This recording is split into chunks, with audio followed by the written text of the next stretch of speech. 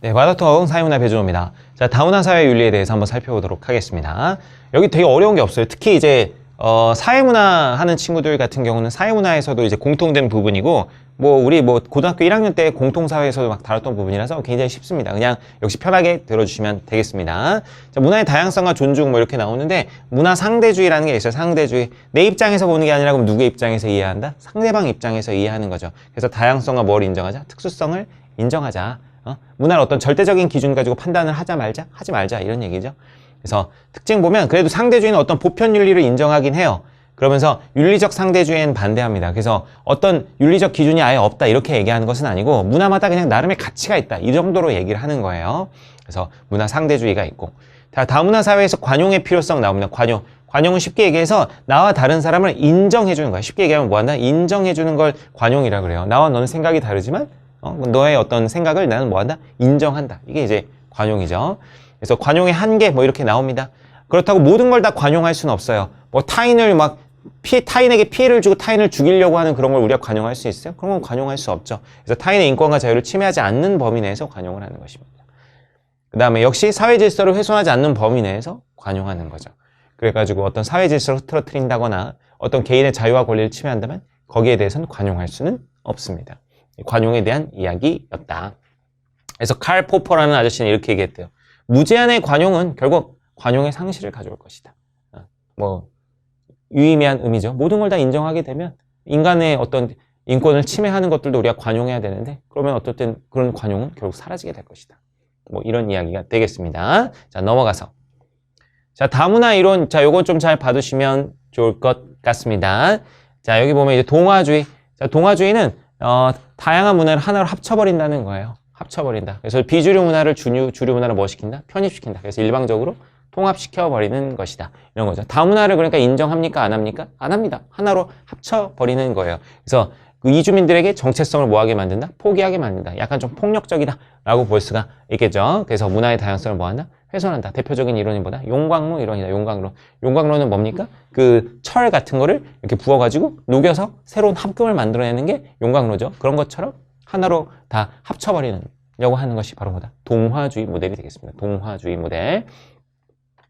자, 그 다음에 이제 다문화주의 한번 좀 살펴볼게요. 다문화주의. 다양한 문화가 상호 공존하는 것을. 그래서 각각의 색깔을 지니면서 서로 조화를 이루는 것을 다문화주의라고 합니다. 대표적으로 뭐가 있어요? 샐러드 볼 이론이 있어요. 볼. 이 볼이 뭐야? 볼이 그릇을 얘기하는 거예요. 그릇. 샐러드 볼. 바울이죠. 바울. 샐러드 바울 그릇이에요. 샐러드 그릇을 보면 어때요? 양상추나 브로콜리나 아몬드나 이런 친구들이 자기의 어떤 고유한 특징들을 잘 유지하면서 샐러드 그릇 안에서 조화를 이루고 있습니다. 그런 것처럼 다양한 어떤 문화들이 그 사회 안에서 각각의 특색을 유지한 채 조화를 이루고 있는 것. 그것이 바로 다문화주의고, 그 대표적 예가 방금 얘기했던 샐러드 볼 모델입니다. 단점 보시면 연대감이나 결속력이 좀 부족해서 통합을 이루기가 어려운 측면도 있고요. 각 문화의 정체성을 지키기 위한 비용이 좀 발생할 수 있다. 이런 이야기죠. 근데 또 이제 어떤 단점이 있냐면, 또 모든 그냥 다양한 문화들을 다 인정하다 보니까 주류 문화와 비주류 문화 간의 경계. 뭐가 어떤 전통이 있는 주류 문화고 뭐가 그냥 새로 들어온 비주류 문화인지 이런 구분 자체가 좀 어려워져서 주류 문화의 정체성이 약화될 수 있다는 또 단점을 가지고 있습니다. 그래서 이런 것들을 보완하기 위해서 등장한 것이 바로 뭐다? 문화다원주의가 된다. 문화다원주의. 그래서 소수민족의 문화 정체성을 존중하면서도 주류 사회의 문화는 주체로서 존속해야 한다는 것입니다. 아예 이 샐러드 볼 이론처럼 모든 것을 다 동등하게 이렇게 보는 것이 아니라, 어쨌든 주류 문화의 어떤 정체성을 강하게 인정을 하지만 나머지 문화들, 비주류 문화들도 충분히 공존할 수 있게 만들어주는 것. 그게 문화다원주의가 되겠습니다. 그래서 대표적으로 뭡니까? 국수대접 이론이라는 게 있습니다. 국수대접. 왜 국수대접이다? 국수의 핵심은 뭡니까? 자, 주류. 국수는 주류가 있어요. 주류가 뭐냐면, 주류가 국물과 국수. 국물과 국수가 이제 주류죠. 근데 거기에다가 이제 뭐가 있는 거야? 비주류가 있죠. 비주류. 비주류는 뭐야? 고명이야. 국수 위에 떠 있는 고명. 그래서 다시 이제 국수 대접, 국수 큰 그릇이거든요. 국수 그릇 안에 자, 주류인 국물과 국수가 이제 있고 면과 국물이 주류가 되고, 이 고명이 비주류지만 그 주류인 국물과 면과 비주류인 고명이 이렇게 조화를 이룬 것처럼 주류 문화의 우위를 전제로 이렇게 공존을 할 수가 있다라는 것을 보여주는 것이 바로 국수 대접 이론입니다. 그래서 주류 문화를 중심으로 비주류 문화를 허용한다는 그런 얘기죠. 뭐 그리고 덧붙여서 모자이크 이론 이런 것도 있는데 그냥 눈으로 한번 봐두시면 다양한 조각이 모여서 모자이크를 이루듯이 여러 문화를 모아서 하나의 모자이크로 완성해야 된다. 그냥 그렇구나 보시면 되겠습니다. 뭐 어려운 건 없어요. 그래서 뭐 다문화주의, 자 이건 샐러드 볼 이론, 다원주의는 국수 대접 이론. 둘 다 다양성을 인정한다는 것은 공통이지만 차이점이 있다면 다문화주의는 주류 문화 자체를 이제 인정하지 않고 다원주의는 자, 그 아까 국수 대접 모델은 주류 문화의 존재를 인정한다라는 거 봐두시면 되겠습니다. 자, 넘어갈게요. 자, 이렇게 하고 이제 문제풀이 한번 가보겠습니다. 자, 2018학년도 9월 모평 문제 한번 살펴보도록 하겠습니다. 관용에 대한 얘기가 나와 있네요. 한번 좀 읽어볼게요. 관용은 이제 뭐 일단은 가장 적절한 거 고르는 건데 관용에 대해서 한번 쭉 읽어보도록 하겠습니다. 역시 뭐 어려운 건 없는데요. 자, 관용은 편견과 차별의 문제를 극복하기 위해서 필요하다. 그런데 그것이 무관심하거나 도덕적 악을 참는 것이 관용은 아니다. 인류의 보편적 가치에 반하는 것이 있으면 불관용할 수 있어야 된다. 자유권, 생명권 같은 권리에 대한 침해는 용인돼서는 안 된다. 그래서 관용이라는 게 무제한적으로 이렇게 인정한다는 것이 아니라는 얘기죠.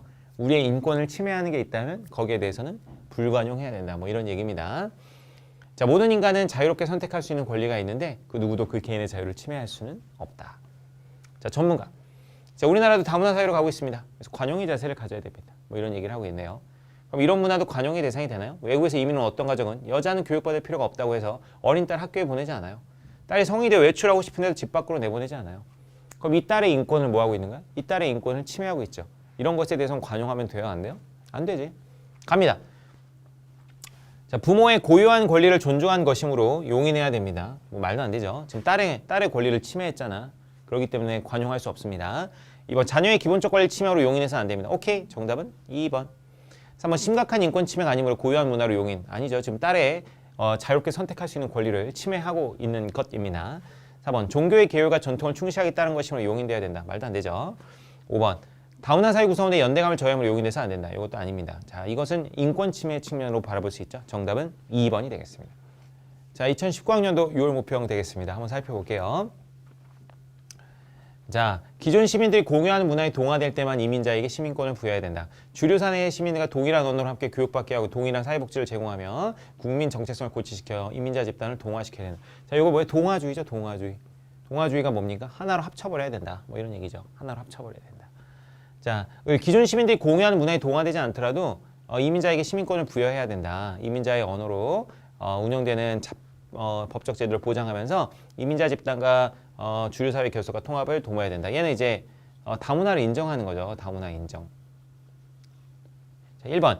주류 문화의 융합을 위해 소수 문화의 가치를 존중. 아니, 소수 문화의 가치를 존중하는 게 아니라 소수 문화 하나로 통합하겠다는 거잖아요. 2번. 사회권 보장으로 소수 집단의 문화적 정체성을 유지해야 된다 그러는데 뭐라 그래요? 기존 시민이 공유한 문화에 동화되어야 된다 그러죠. 그래서 정체성 유지하라는 얘기가 아닙니다. 3번. 소수 문화에 대한 불관용을 통해 국민 통합을 지향해야 된다 그러는데 불관용하는 게 아니라 얘는 다문화 인정하는 거죠. 관용해야죠. 관용. 4번. 소수 집단의 자치를 승인하면서 연대를 추구해야 된다. 그렇죠? 동화되지 않더라도 시민권 부여해야 된다. 자체의 법적 제도를 보장해 줘야 된다. 정답은 4번. 자치. 스스로 통치하는 것을 승인하면서 사회적 연대를 추구해야 된다. 5번. 갑을 문화적 동일성에 대한 요구 없이 시민권을 보장해야 된다. 이건 의리 그렇죠. 갑은 문화적 동일성을 요구하고 있고요. 정답은 4번 되겠습니다. 2019학년도 수능 문제 한번 좀 살펴보도록 하겠습니다. 자, 신문 칼럼의 입장. 그쵸. 공용화 공통 문화를 강조할 경우 국가 내 집단을 다수와 소수로 갈라놓아서 소수 집단이 압도당하게 된다. 통합을 위해서는 우리가 오랫동안 공유해온 관행과 규범을 고수하지 않으려는 태도가 필요하다. 너무 우리 것을 지키려는 그런 태도 좋지 않다. 이런 얘기죠. 둘째, 기본적 시민권은 보장하되 관습과 신앙 및 삶의 양식의 통일까지 요구해서는 안 된다. 그들의 집단적 문화를 표현할 여지를 확보해줘야 된다. 통합이라는 것은 금방 되는 게 아니라 몇 세대에 걸쳐서 진행된다. 그래서 통합의 실행 가능한 방법은 이주민의 정체성을 국가 전체의 정체성에 종속시키는 게 아니라 수용하는 것이다. 이주민의 정체성을 뭐 하는 것이다? 수용하는 거죠. 다문화 인정하는 거죠. 다문화를 인정하자. 이런 얘기입니다.